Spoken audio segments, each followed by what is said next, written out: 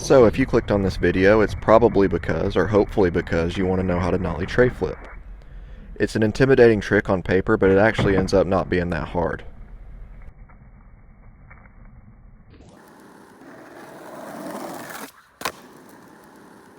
Before you can learn nollie tray flips, you definitely need to know how to nollie kick flip. If you can't nollie kick flip, go learn nollie kick flips and then come back. An optional trick is nollie varial flips. You don't necessarily have to be able to nollie varial flip to nollie tray flip, but it can be really helpful to have them down.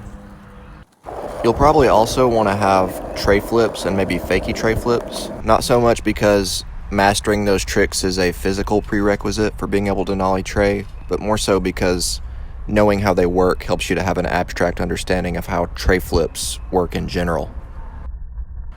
This is how I set up my feet for a nollie tray flip. The front foot is more or less at a 90-degree angle with the edge of the skateboard, and the back foot is going to be fairly pointy and closer to the center of the board. It can be difficult to balance while riding this way. This can cause you to not be able to steer your skateboard as well as usual. To help with this, make sure you're evenly distributing your weight on both feet. Think of it as putting 50% of your body weight onto your front foot and 50% onto your back foot. This is how I put my feet when I'm doing a nollie tray flip, but it can be helpful to experiment with slightly different foot placements depending on the person. You can try sliding your front foot both backwards and forwards and up and down the length of your deck to try to find the sweet spot. But experimentation and foot placement is a really helpful way to speed up the learning process when you're learning skate tricks. One thing about nollie and fakie tray flips is that they're different from regular tray flips or switch tray flips in that it's okay to allow your back foot or your flipping foot to do more of the work. With a regular or a switch tray flip, you have to rely on your back foot scooping power to generate most of the trick's rotation. But with a nollie or fakie tray flip, it's okay to allow your flicking foot to help out a little bit more as far as getting the board to rotate the full 360 degrees goes. In fact, when you're doing a nollie tray flip, you actually don't want to allow your foot to scoop the same way it would be if you were doing a switch tray flip. When I pop my nollie tray flips, I drive my front foot more downward towards the ground. This is pretty different from the way I pop or scoop for a regular or switch tray flip. Knowing this difference can be really helpful when you're learning nollie or fakie tray flips. So as I said before, when you're doing a nollie tray flip, your flicking foot can actually help to do more of the rotating work of the trick. You can see in these clips that I'm using my flicking foot to actually help send the board around because I'm flicking in the direction of the board's rotation. Notice how in this next clip, my foot flicks out almost straight towards the camera when I do the nollie tray flip. Some tricks are all on the back foot, like tray flips. Other tricks rely on the front foot to do most of the work, like with varial hill flips.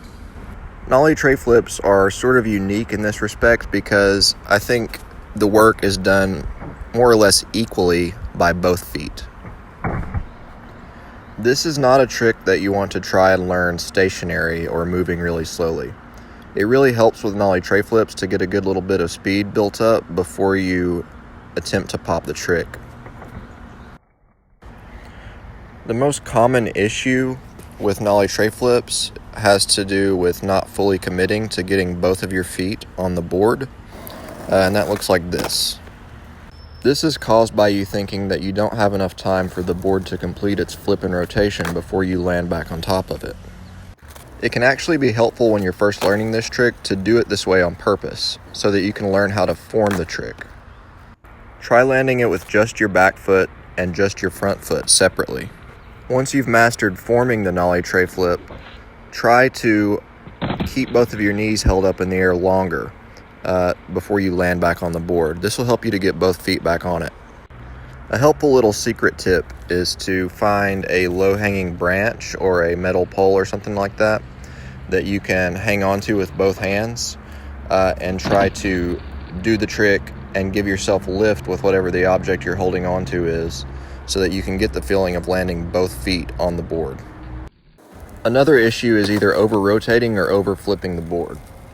A lot of times these problems come together because you are doing so much of the rotating and the flipping with the same foot, the back foot.